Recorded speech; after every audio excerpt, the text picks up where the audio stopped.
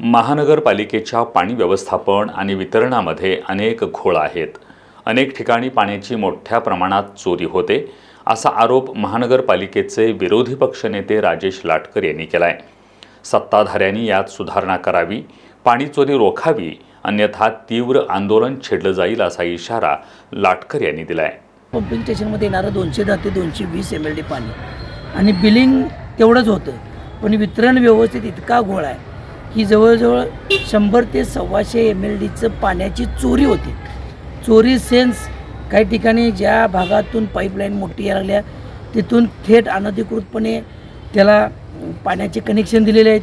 त्याला मीटर नाही ना रिडिंग नाही, त्याला कसली पाणी पट्टी भरली जात नाही. काही ठिकाणी वॉल असे केलेले आहेत की ते थेटच पाणी शहरी भागाला नाही तर काही ग्रामीण भागाला थेटच जातं. काहींच्या शेतीत पाणी वाहतं.